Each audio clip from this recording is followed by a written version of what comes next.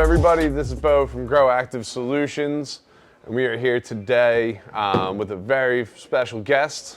We have Uncle John, John Piccirrilli from Cutting Edge Solutions. So we got a bunch of questions we're going to go through with him, talk about the history of Cutting Edge, we're going to talk about some nutrients, and yeah, it's just an absolute honor to have him here, and so thank you guys very much for watching this video. So I guess let me introduce John. John, thank you very much for coming on out today. Absolutely, Beau. It's a pleasure to have you at the shop. You know, Cutting Edge is huge here at the shop. Everybody loves Cutting Edge. We give it to guys that have one tent, right? One plant, one tent, one line. We just did that. Yeah. Yeah, a minute ago. Absolutely. And we have guys, we have facility size growers running Cutting Edge, and everybody just absolutely loves it. So why don't you, I guess, first bring us up to speed on yourself and Cutting Edge a little bit, and then we'll start to get into some of the details. Well, I'm sitting here directly above the center of the earth, and so is Beau. So we share that in common. I'm here in St. Louis right now, and I can't wait to go to the Missouri Botanical Gardens, even though it's winter here, because they're amazing. People always ask me, what is the best grow book to be reading? And I got to tell you, in all the years I've seen all the different grow books come out, it's got to be Peter H. Raven's Biology of Plants. So that's the standard textbook at all universities. And Peter H. Raven is alive and living right here in St. Louis. He managed the Missouri Botanical Gardens for many years. In fact, he even has a house there, and that's where he lives. Did you know that? I know none of this. Oh, man. This book is totally amazing because it goes through the life cycle of plants, so you get really the concept of the life cycle of plants, but also it gets into deeper descriptions of how things work in plants. And I find myself referencing it all the time. And he's someone that, even though his parents were American, he was born in China, they left, he came to California, he got his undergraduate degree at the University of Berkeley, where I grew up, and then he went to UCLA to get his PhD. But this is a guy who, when he was 16, created the first plant collection of Clarkia. Clarkia is a flower that's 4 petals, and it grows, not quite 6 foot tall. It's in the Sierra Mountains. It was in the Bay Area. And this plant really spoke to him. And he developed a lot of his concepts based on this plant. And by studying it and saying he did a thorough job, scientists came to him just to meet him and see his collection. Later, he after a couple of degrees, he worked at Stanford, and with Paul Ehrlich came up with the term coevolution. So you start looking into who Peter H. Raven is, R-A-V-E-N, and you're going to learn a lot about renowned scientists that really few people even know about. Yeah. And he's a local. Yeah, that's amazing. You gotta love that. But for me, I wasn't looking when I was 16 years old at the Clarkia flowering plant. I was looking at cannabis. Same here. So, that's my background, became the studying of cannabis. And when I say that, I mean that I went to Mendocino County, kind of ran away from home when I was very young. And so that was in 1978. So I got to see a lot of land races turning into hybrids. And, as a kid, you're basically a low-level gardener. But, I worked my way up through the ranks. And back then there was sort of an apprenticeship program. And then you end up owning ranches, and you go from there. And I know that you've been out there and you've seen this firsthand in the community. But, coming up to speed over 45 years would be much longer than this podcast. Yeah, absolutely. Usually this is like my third podcast. Okay. I don't do them ever. Wow. Well, Yeah. I'm super honored. I know that there's not a lot of information out there with you on it, and that was one of the big things of, wanting to get you here and, get you just talking to the people. But yeah, I know that 45 years, in the cannabis industry and just agriculture in general. Yeah. I mean, that's a whole lot to cover, and you have definitely seen your fair share of changes and everything else that comes with it. Yeah, I move faster than the helicopters. Yeah. That's why I'm sitting here. Unfortunately, there are still people that are not here. Yes. But, we try to celebrate what is our community. And this is the cannabis community. This is the hemp community. This is the herbal community. It's not just that one plant or those two plants. It's really a lot more than that. And just going back to Raven's studies on coevolution, it's all plants in the community, and this kind of brings us up to live earth today. Living soils, Yep. and people that are actually doing cover crops and doing them indoors.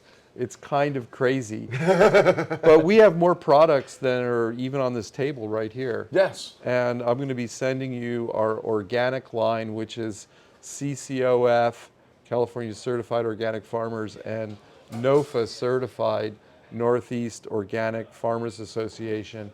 And we're going through the labeling process for the organic line products. But at this time, they don't have a label and they can't be on your shelf. But as far as just going directly to farmers, not a problem. Great. So you're going to have a lot of different farmers that are going to be trialing out our organic line.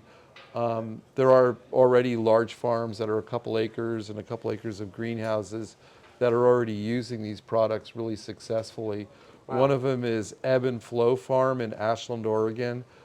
Amy and Lisa, and they're amazing growers, and we moved to White City, which is not too far away from Ashland, and supplied them with our whole organic line, and their flour is amazing. Nice. Yeah, I mean, I love organic flour. Yes. That has all the varieties of smells. Smells like it's supposed to smell. They even grow Sensi Star. Yeah. Wow, that's an old school one I haven't heard in a while. I know. and it smells like Sensi Star like I remember it. Nice. Which is even better. Yeah. Yeah. They have a lot of people that have a scaled farm like that are also breeding, and they're in it to win it. So they have some of their own varieties too. And I'm sure they have an IG. And you can go to that and see what else they have. But I just thought I'd bring up Sensi Star because that's so old school, right? It is. That is. I mean, I remember Sensi Star from when I first got into this, looking through the cannabis books and going on to when we could get online to check out what's going on in the Europe seed banks. And seeing that Sensi Star, that was a thing of the past for sure. Yeah. And that's cool that somebody still has it and still doing some great work with it. People still grow the hazes. Yes. And one of the guys you were talking to earlier today grows a Cuban haze. No way. Yeah. Yeah. And he is all about his haze. Wow. Yeah. And that was like the original New York City street weed, Right. So if it was being grown up in New York City to go out in pounds and stuff, it was that Cuban haze back in the day. And then your kind bud was the old school sour diesels, right? But yeah, one of the guys here earlier grows a really, really good Cuban haze. Wow, I'd like to check that out. You know where haze comes from? I do not. Well, I might, but... Yeah, so in 1979, because I was really good at digging holes. And... I have to realize I'm a kid and I'm playing against guys that are in their 20s. Yep. So I had to figure out how to dig a hole because, everything was kind of in the brush or a tree line or something, and it's all sloped. Yep. And the owner wants you to go down, break rock and keep going, and then pack over more chicken manure and stuff that was used for soil back then. And that's a lot of work. Yeah. And I don't know if the plant fully appreciates it. So I told the guy, plants don't really grow like this. And he was this ex-Vietnam vet that, put you to the test on everything. And so he had me wash the roots off of a plant. And sure enough, as above, so below. You want more branching, you have to have more lateral growth. Absolutely. So, when you're breaking rock, the hole gets like this after a while. Yes. So I said, yeah, build it out. Just take some of the rock, we'll build a bed, we'll get it wider, and then the plant grew better. Also, I got a flour sifter. When you're baking, you want a really fine, even flour. So it's this device with a handle and a screen, and you squeeze the handle and it sifts it back and forth, right? So, they use it pretty much every good pizza place you go into. They have a smaller one, and they have cornmeal in it, and they just shoot it around inside and, get that nice New York thin crust going. Yep. But yeah, I've made my share of pizzas. so yeah. And amended gardens. Right, right. But back then people wanted to do everything with shovelfuls. Yep. And I just looked at that and I thought, wow, this is way too much fertilizer. And where I was getting my information at that point was from the Organic Gardening magazine from Kutztown, Pennsylvania. And so reading this and looking at how much fertilizer is being used, I'm like, no, this is crazy. And this is a lot of extra work. And then the next year, what does that hole become? I mean, this stuff starts breaking down, locking up, and most of it just locks up and is useless. So I thought, okay, I'm going to weigh out each amendment, earthright C, dolomitic lime, all the ones back then, colloidal phosphate, which, has too many heavy metals in it, so you really can't use it for cannabis now. We didn't know then. But I weighed them all out and realized a cup, like 10 ounces is basically like a cup of earthright C, 8 ounces is basically a cup of dolomitic lime. And I would one at a time, put these over the dirt and then move the dirt back and forth. Everyone else was forced to use dolomitic lime and other things, other amendments by the shovelful. Here's the problem. Dolomitic lime is 12% calcium about, and 52% magnesium. So you see what they did? They basically were breeding plants, because everything went back to seed. They're breeding plants that want super high magnesium. Because every plant physiology professor basically is going to say you want 5 parts calcium and 1 part magnesium. These guys were making me go like this, right? So you just barely have more calcium than magnesium. And this is how they bred the early plants. Well, this is also, we're kind of moving right into the products, that the reason I have an organic biochelated calcium, organic biochelated magnesium separate, because I have the only feed chart that you can move magnesium higher towards the end. The reason I did that was because a lot of the early varieties were bred with higher magnesium. Oh, wow. And that kind of worked out in a way, because they start by the time the plane turned into helicopters and people started moving closer back to the tree line and you got less light, magnesium is the central element in chlorophyll. So you needed more magnesium for lower light. However, you can still see it today in varieties. And, I go a lot of places and I can just see Haze or different ones that have the petiole. So you've got the leaf, and the petiole is purple on the top and green on the bottom. It needs more magnesium. If you take Magamp and foliar spray it on one plant but not the other, you'll see that purple go away on the top. It just is demanding more magnesium because of the way it was bred years ago. And I especially say this about Haze because one of the two brothers that I worked for were the Hayes brothers, Hayes. In '79, they went down to Santa Marta, Colombia, and went up into the mountains and got seed. Oh, wow. Brought it back, grew it, and it had so much crystal or stalk glandular trichomes on the top leaves that it had this like blue light that when dawn that got reflected in it, and it kind of glowed. Oh, wow. It looked silver. Okay. So when Greenhouse Seeds came and another seed company, Tony from Siddhartha Seeds came, Yep. they bought the seed from the Hayes brothers in the early 80s. Ronald Reagan was president, so they were paranoid that any of this would get out because Ronald Reagan created a law that if you talked about growing cannabis, it came under the conspiracy laws and you got 5 years in prison.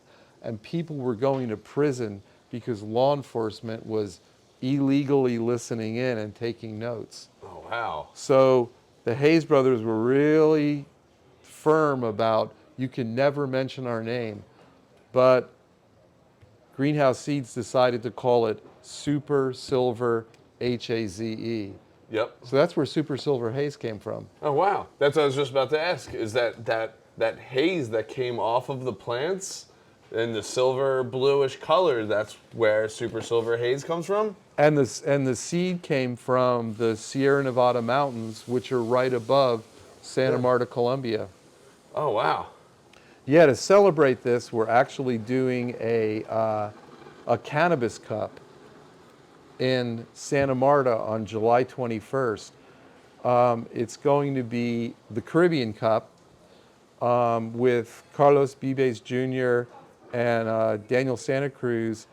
We created the La Copa del Caribe Foundation, which is a foundation to sponsor more cups in the Caribbean. And if you come, you'll be seeing people that are like generational growers. Wow. A lot of people in Colombia are actually using Cutting Edge Solutions now. And I've been seeing you spend a lot of time down there. yeah, and a lot of it's education too. Yep.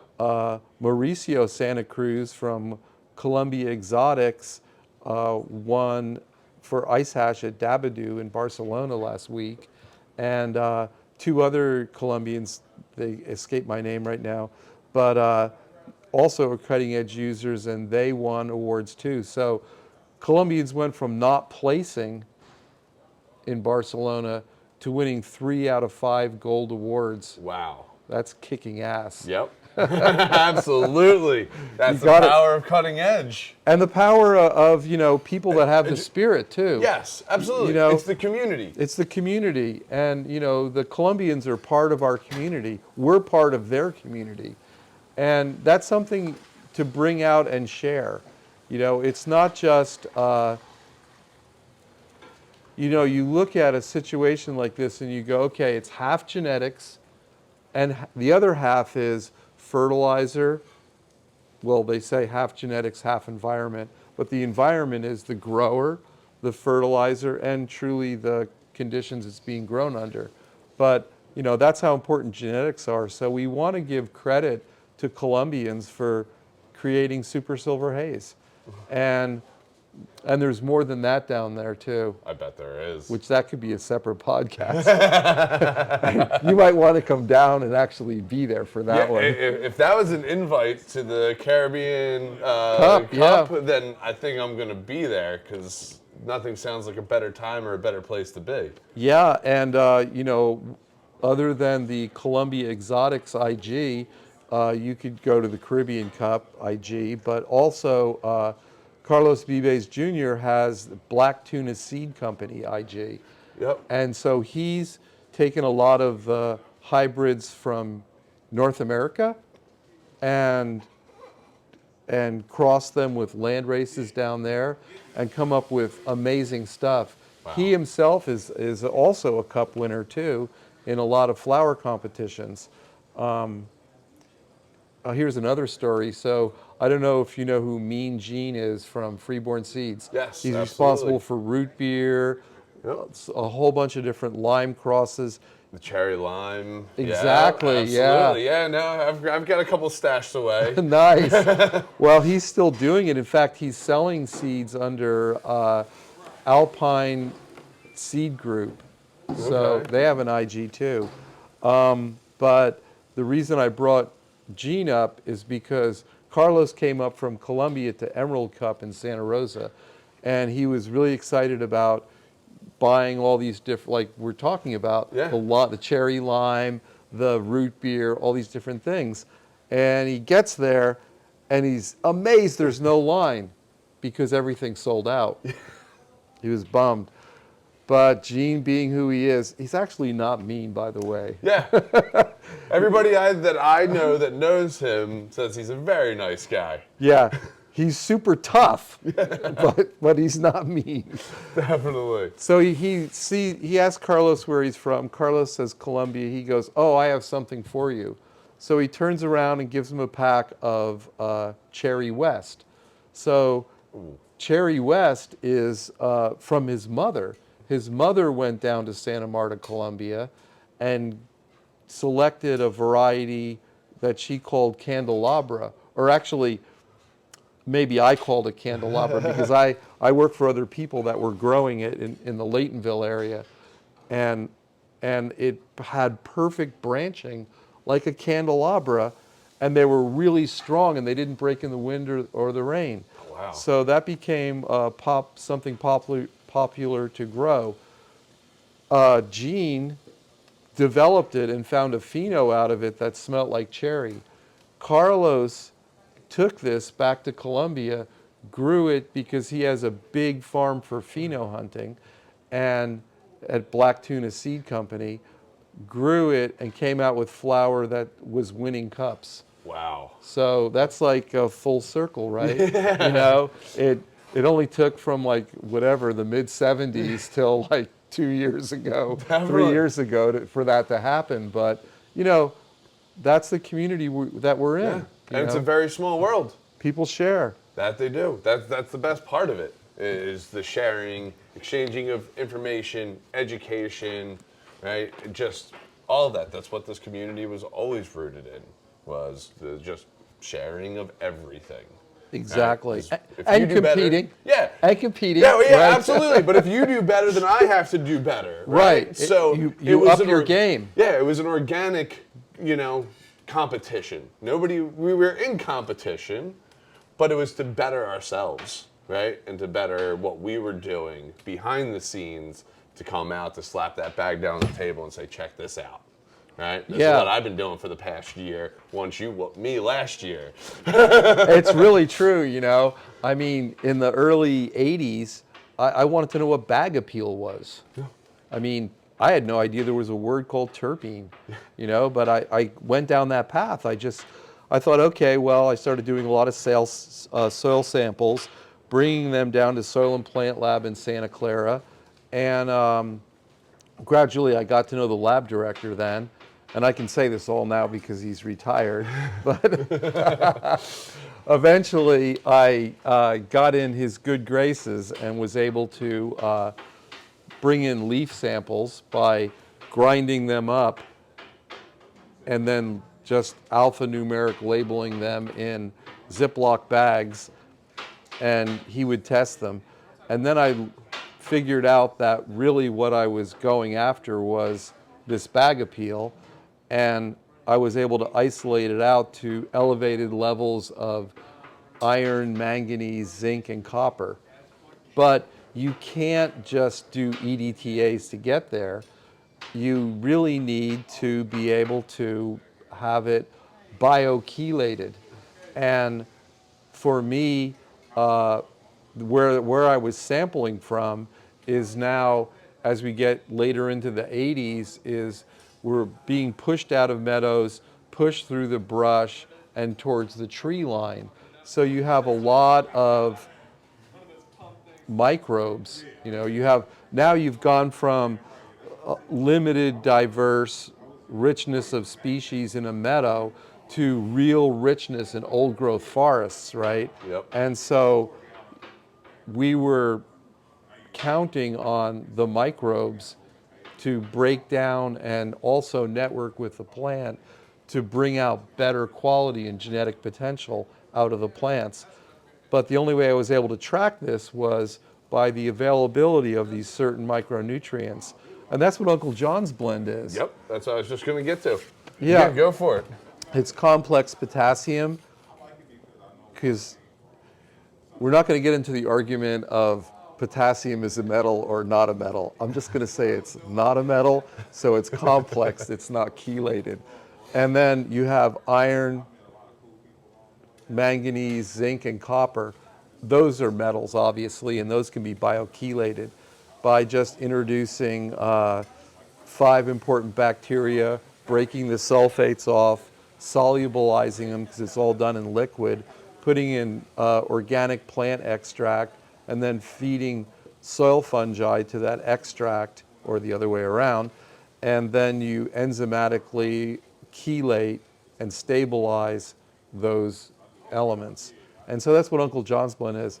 As a foliar spray, it works just as well as if you run it through the soil in liquid, although you save 100 times the money. Yeah. I always am foliar spraying Uncle John's blend.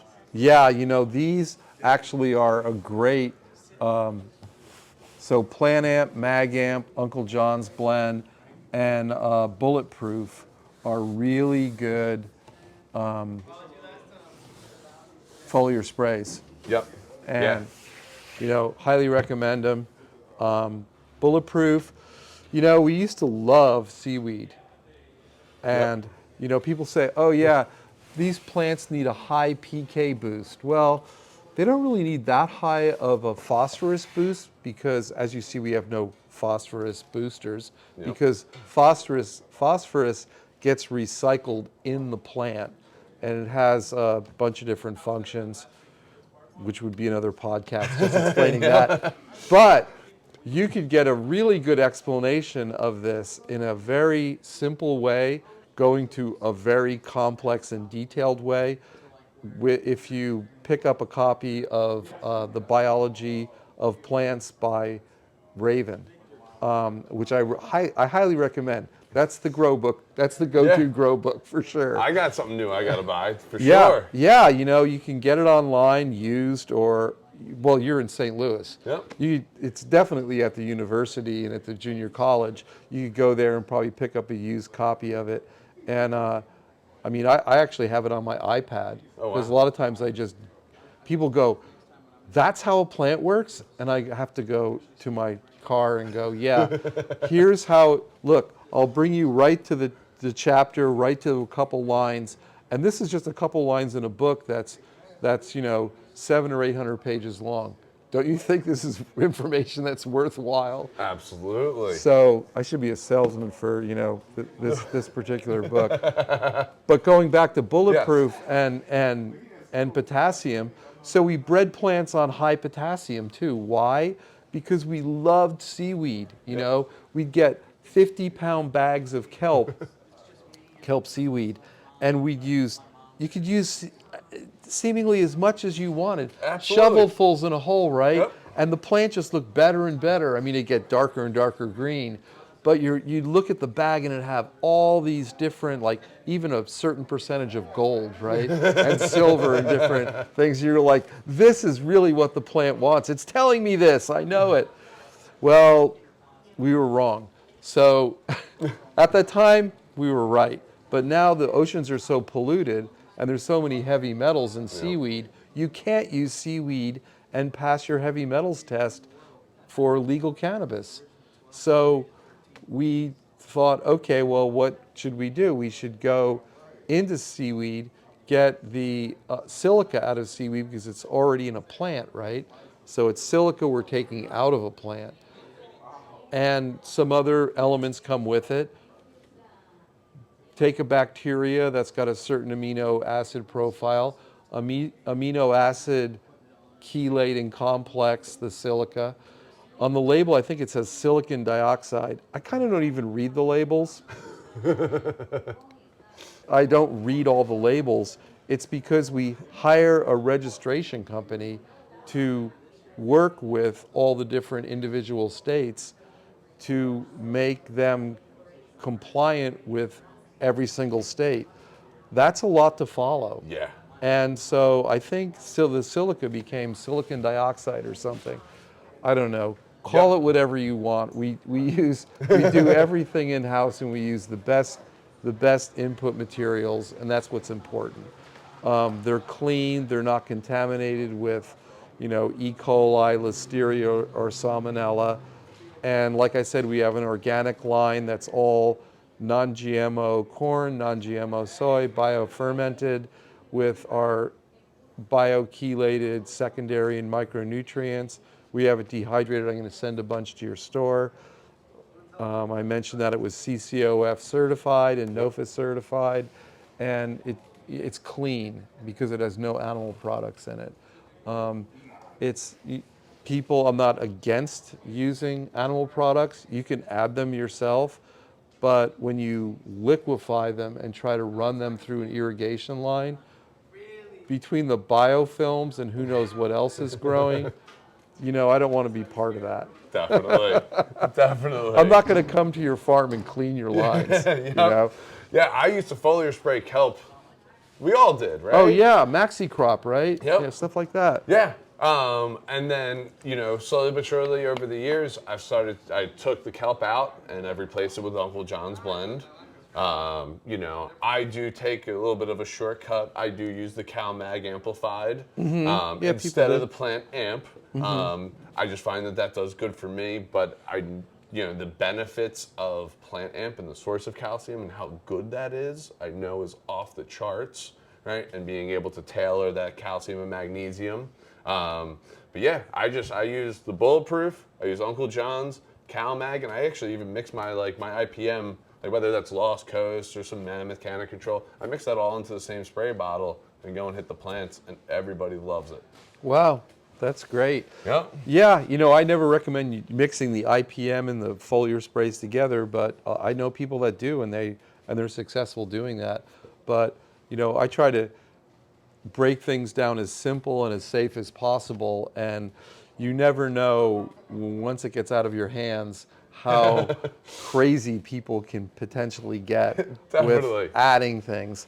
But yeah, this works, the CalMag works as a foliar spray. I actually created that product because Hydrofarm wanted me to. Yep. They were our distributor that said, we need something that's a CalMag product, Plant Amp and Mag Amp. Plant Amp drops the pH too much, even though it's organic acids and it's kind of a false reading. We don't want to have to explain anything at all. It's got to be on the label. So I went, okay, well, I'll create a good quality CalMag, and I don't even know how long we've had it. I think I probably created it like 6 or 7 years ago, and then Hydrofarm wanted it, so we put a label on it, or had our registration company put a label on it, and you can get it. But I really feel like they're actually in our 3-part. There is enough calcium already, and then enough magnesium. And when you make small batches, like 3,500 gallons at a time of the liquid, you can accurately measure the boron and mix it. And that's something that's a big deal out west. Maybe not here, but out west there's a lot of high boron soils and boron in water. So you have to be really careful as to how few parts per million you use to be able to supply the plant so it can activate the calcium. And the 3-part's been out for, I've been making it for like 25 years. And, I just use a lot of food grade inputs. Yep. Food grade, potassium nitrate in the grow. Never eat that many sausages, not even in an Eagle game.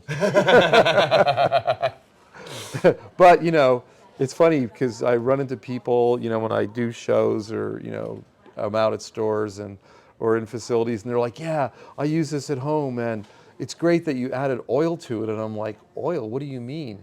And they go, yeah, well, I mix it up. I do 5-gallon buckets at a time. I just have a few plants, and I mix it up by hand. And the other fertilizer lines dry my skin out. So it's good that you put oil in it. I'm like, no, there's not sodium chloride. There's not salts in the fertilizer line that will crack your fingers. And they just stare at me. I was like, Yeah. This is common sense. Use food grade inputs, and it's food. It's food Simple for the enough. plant. Yeah, Yeah, absolutely. it's something you could use on your garden. A lot of people, have indoor scenes, and they have their runoff. They run right off into their garden and grow their food. And it's like, yeah, you're growing your medicine. You're growing your garden. Great. And Yeah, we give the 3-part to everybody and anybody, really, depending on, no matter what they're growing. We have somebody down in southern Missouri right now running lettuce, tomatoes, cucumbers, running cutting edge. We have another farm that is primarily a lettuce farm. I think they do a little bit of lettuce and strawberries. They use cutting edge. Right? So it's not just cannabis. right. It's great nutrients for every plant because of the way that you've made them. Yeah, we've got, I'm bad with names today. I've been traveling a lot, but a woman in Taos, New Mexico, who always wins the awards for highest lycopene in tomatoes, and she grows tomatoes for cancer patients. Wow. And, she does great. She uses our 3-part.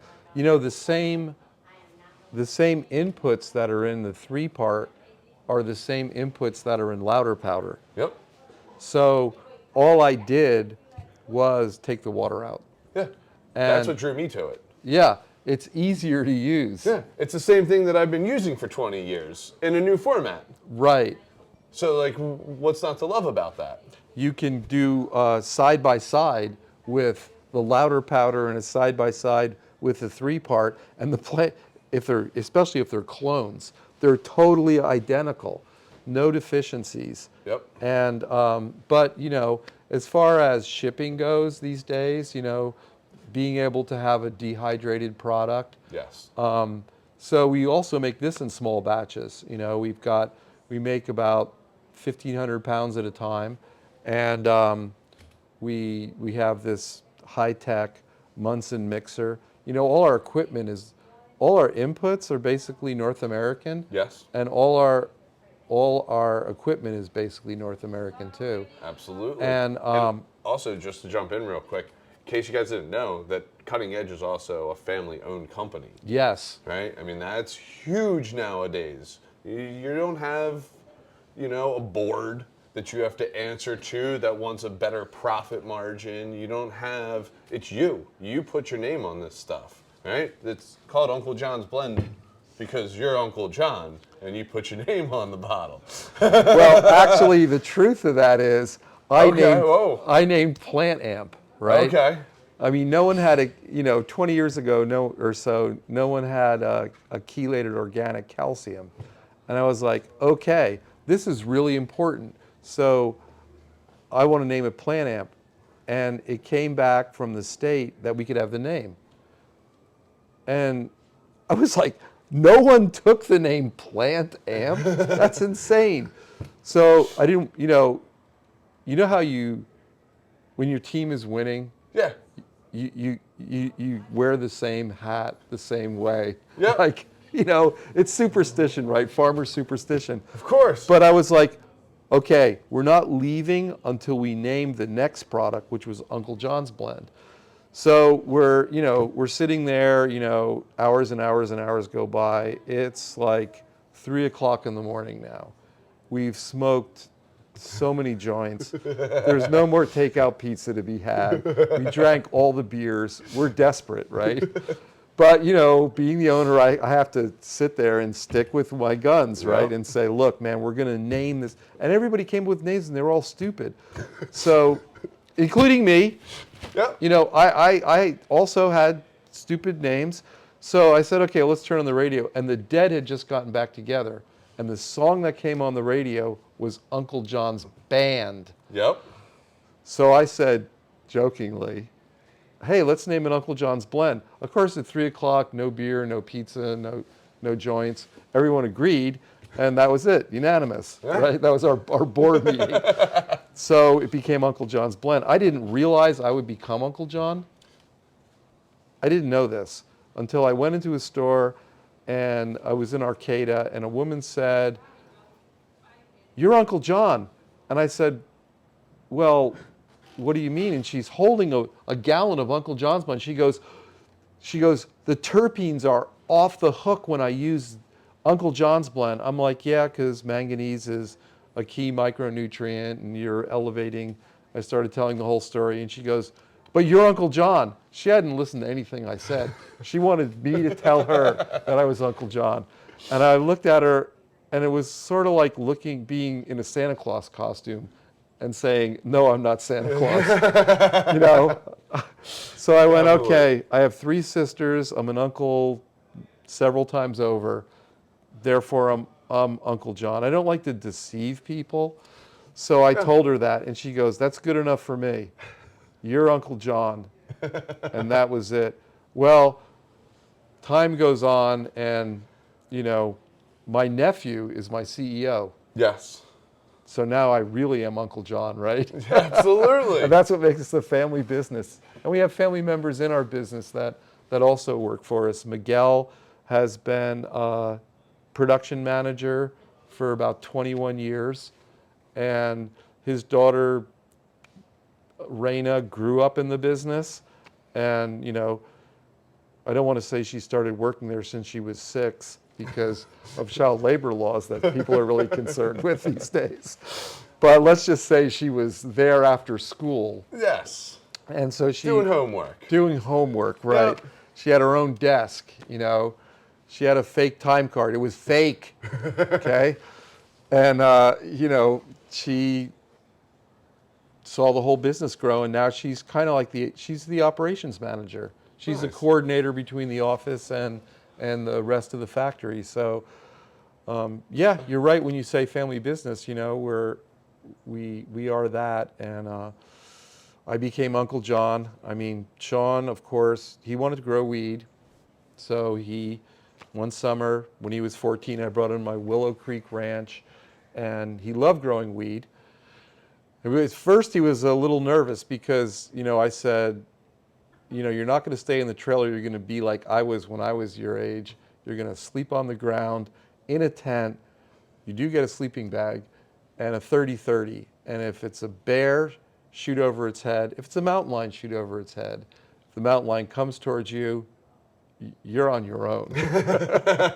So you better practice with this 30-30. And he got good with it, and he loved growing weed. But at the end of it, I said, look, man, one outlaw in the family is enough. You have to finish private school, and he went to the University of Portland in Oregon and got a degree in sustainable business management and environmental science. So he did all the labs.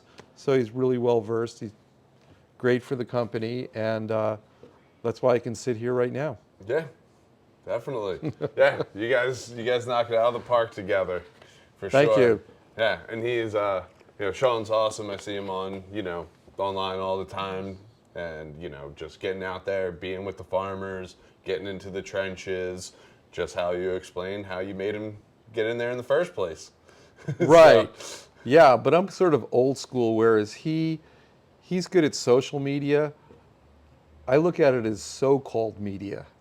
This is the way I talk to people. Yes, I show absolutely. up. Yeah, this is the best way of doing it, in my opinion.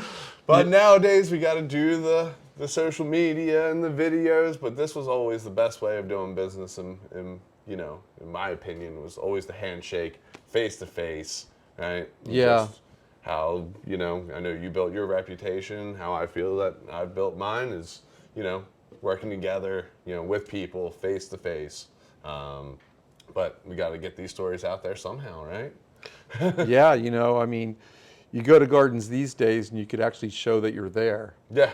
But back in the day, you know, No. Garden. What are you talking about? I don't have one of those. you know, you go to people's indoor facilities and you know, they put a lot of money into the building and buying it, all these different things, and you really don't want to blow their cover. And then for a while, even in the legal scenario, you didn't want to blow their cover because, you know, people would break in and steal. But you know, not so much now. It's pretty challenging. You know, you have to really look at the cost of what you're doing in order to be able to stay in the game. Yes. And a lot of it is you got to have AAA product or you're not in the game. Yep. Top And shelf only. yeah, and you know, that's one of the reasons why I wanted to come out with a version that's a granular version that's easy to use by larger facilities as well as like home growers. And so I took this and turned it into a grow A and B and a bloom A and B, and you use 4.54 grams of A and 4.54 grams of B in either grow or bloom, and you basically get a pH of 6 and an EC of 2 to 2.2. Sorry. You could actually pour Uncle John's blend on the fan belt, and it would on the power steering unit that we're hearing, and it would fix it. So you know, you can fix cars with some of these products. Just don't pour any of them in the tank. It doesn't make, it'll make your plant go faster, but it will not make your vehicle go faster.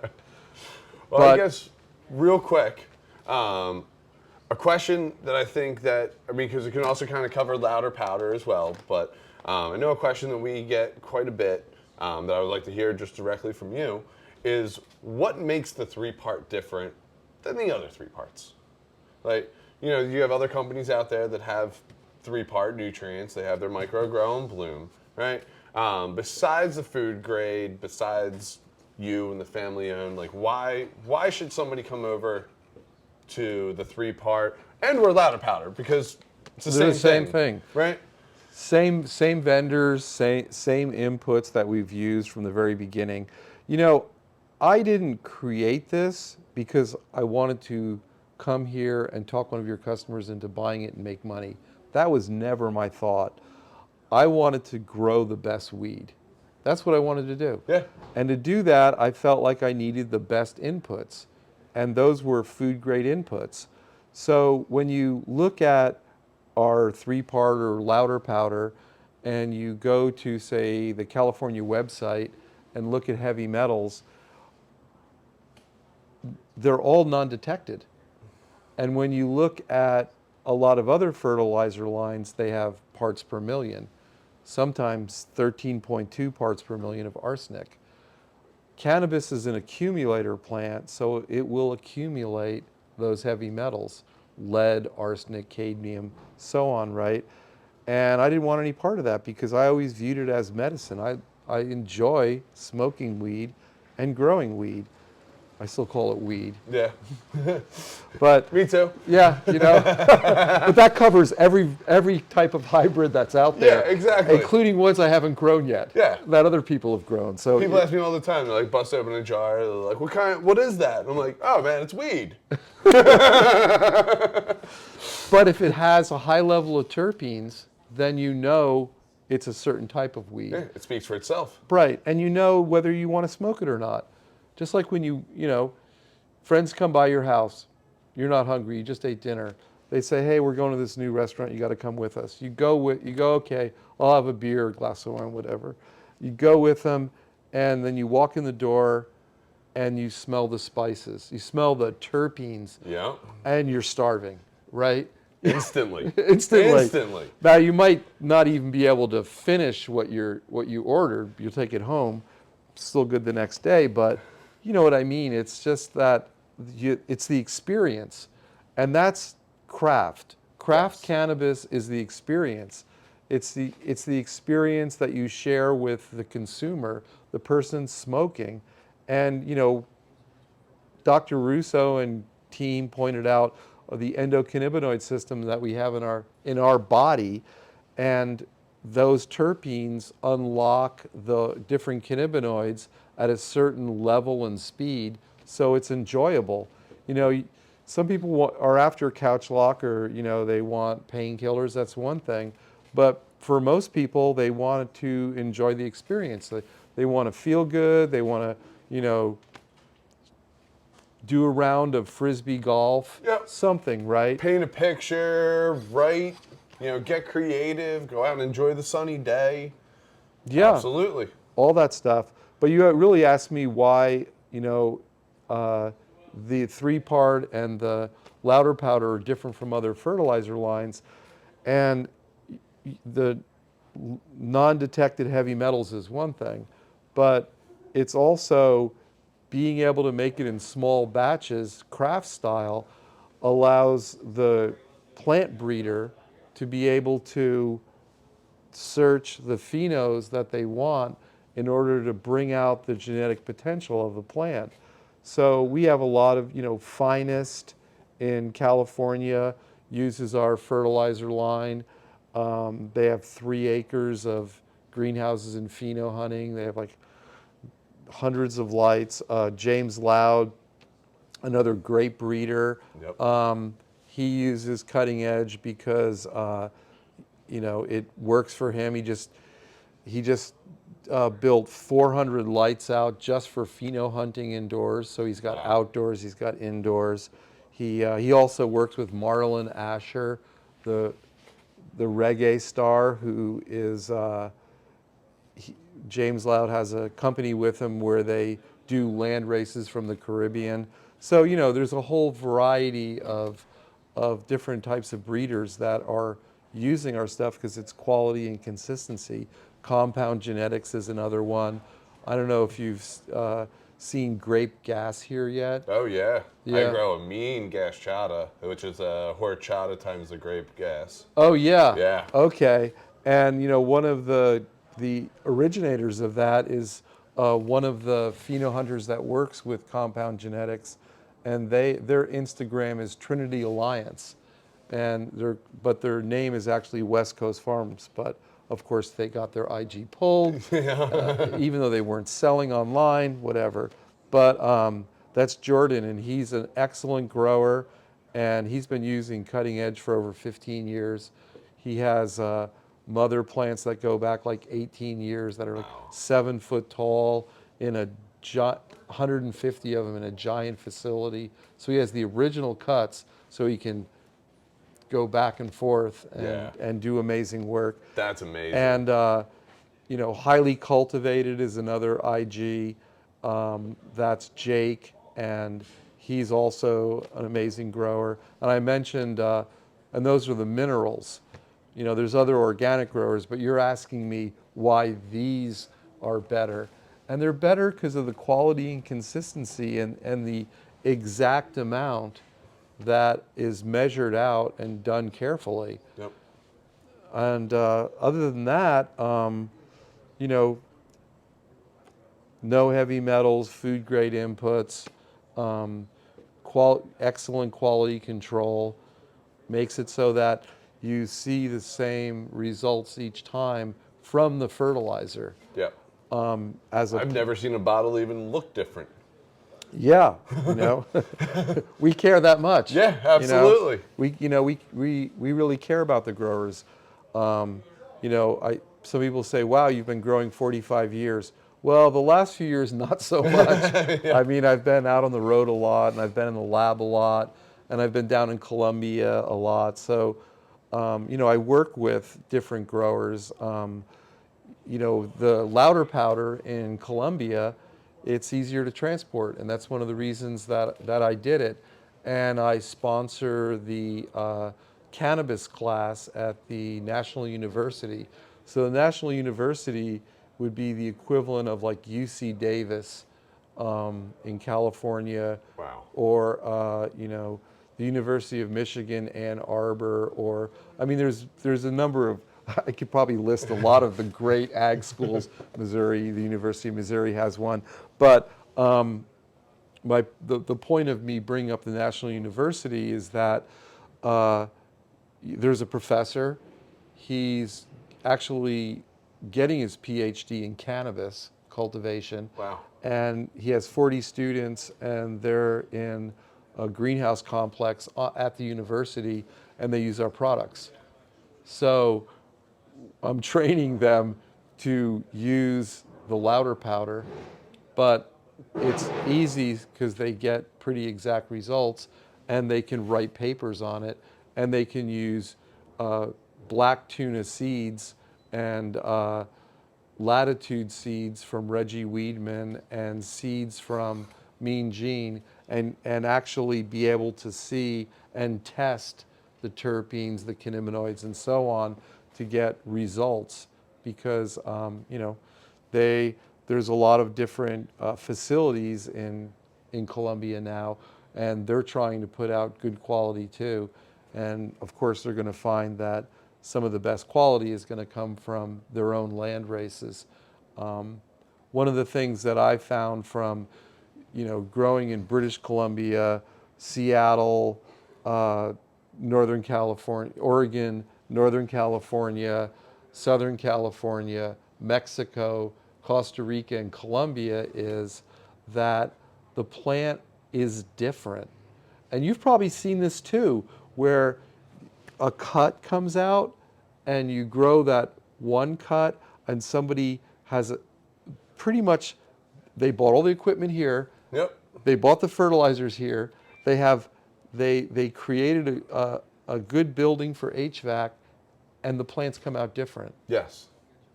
No one's really been able to explain that to me, or put that in any kind of scientific study, that it's the magnetic field of the earth, it's the pull of the moon, it's all these different things. Yep. I mean, yeah, I have no idea yeah. what it is. I mean,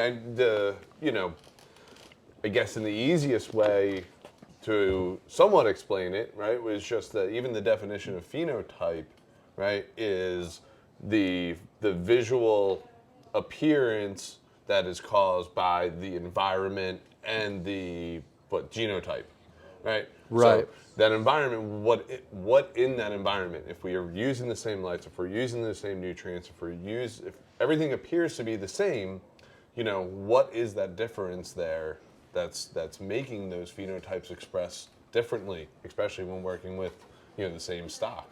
Yeah, and one group that looks at that is LeafWorks in Sebastopol, California. We do a lot with LeafWorks. Yeah, they're amazing people, and Nick's there. The owners, Eleanor Kuntz and Kieran Law, they are plant PhD geneticists, not human genome people. Yeah. And they have amazing plant backgrounds. So, that's a resource, because you get plants change, DNA changes, plants adapt, and we've seen how cannabis is just a super and very adaptable plant. And there's a quantum evolution and speciation, and that's something that Peter H. Raven was writing about in the 50s. I'm going back. I love how it keeps coming back. Hey, right? man, we are in St. Louis. They have barbecue and they have Raven. That's all you There's need. more than that. There's good music here too, but Yep, absolutely. Yeah, I'm enjoying my stay here. Good. Glad to hear it. Yeah, we'll Yeah. hopefully get out and around the town a little bit tomorrow, right? Yeah. Go see some growers, go see some gardens. And Down for that. yeah, it'll be a good time. Yeah. So I do know that there is some tacos being made. And so, See, the people watching this have no idea how distracted we are Yeah. because we have this, and you should get a shot of this chef. I mean, this guy, he's dressed in black and he is badass. He should walk onto the camera right now. yeah. He is, Come on in, Bowdy. Come on. this guy, whatever he's doing out there, it's killing me. So yeah, this is Bowdy. Hey. This is Weekend of Bowdies. We He's feed out our here. friends like you all feed the plants, man. They're all good to go. Thank you, Awesome. man. Yeah, Thank right you. on. I cannot wait to get out there. Yeah. So yeah, guys, we're gonna wrap this up. It's been great having John out here at Bowdy. Thank you very much for hooking everybody up with the tacos. Right? He's at all of our events. But John, very special thank you for you coming on out. Hey, man, there we go. that's our secret handshake now. Yeah. You can't edit that out. But thank you very much for coming out to GrowActive Solutions. It's been an honor having you here so far, and I can't wait for the rest of the day. Thank you, man. Yeah. Thank you very much. Enjoying it. All right. Later, guys.